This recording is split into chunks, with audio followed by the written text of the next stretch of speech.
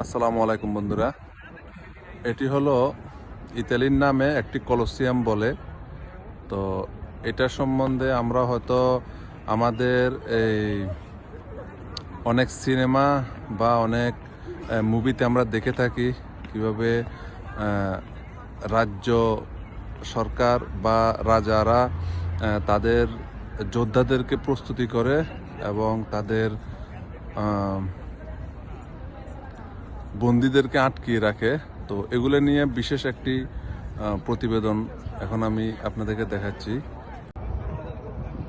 সেটা হলো, এটি দেখেন, এটা চতুর্দিক ঘুরা আমার জন্য একটু টাফ হবে, কারণ এখানে দেখতে পাচ্ছেন মেট্রোর পুলিশ যারা আছেন, রোমে মেট্রোর পুলিশ দাঁড়িয়ে আছে। তো এই জন্য আপাতত টাইমিং শেষ হয়ে গেছে, সন্ধ্যার পরও এখানে আর যাওয়া যায় না। এই যে এখানে টহল দিচ্ছে হেলিকপ্টারে, এখনো এই জায়গাটাকে তারা অনেক স্মৃতি বিজড়িত হিসেবে ধরে রেখেছে। তো এটা হলো আমরা যে সিনেমাতে দেখি চতুর্দিকে গোলাকৃতি থাকে এবং মাঝখানে একটি বড় মাঠ থাকে। তো ওই মাঠে যোদ্ধাদেরকে প্রস্তুতি করা হয়, যোদ্ধারা ফাইটিং হয়। যারা যুদ্ধের মধ্যে জয়ী হয় যোদ্ধাদের ফাইটিংয়ে, তাদেরকে সেনাপতি তৈরি করা হয়। তো এটা হলো একটা গোলাকৃতি। ওইখানে ওই পাশে আছে রাজার আসন, যদিও এখন সন্ধ্যার পরে পুলিশ কন্ট্রোল করে ফেলছে, এখন আর ওইখানে ইন হতে দিচ্ছে না। তো আমরা বাইরের থেকেই দর্শকরা দেখতেছে জায়গাটা আর ভিডিও করতেছে। তো আসলে এটার ইতিহাসটা ওইরকমই, আমরা যে সিনেমাতে দেখি যে উপরের থেকে যুদ্ধের কমান্ড দেয় এবং অনেক দূরে শত্রুকে আঘাত আনতে পারে তীর এবং তীরন্দাজের মাধ্যমে। তো সেই জিনিসটি এটা। এবং কি এখানে আরও একটা বৈশিষ্ট্য আমি যখন পড়লাম সেটার মধ্যে দেখেছি, সেখানে অনেক সময় বন্দীদেরকেও যুদ্ধ করতে দেওয়া হয়।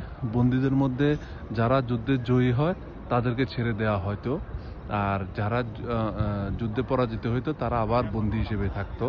তো এখানে আসলে এই জিনিসটা ইতালির স্মৃতি বিজড়িত একটা জিনিস, খুবই আকর্ষণীয়।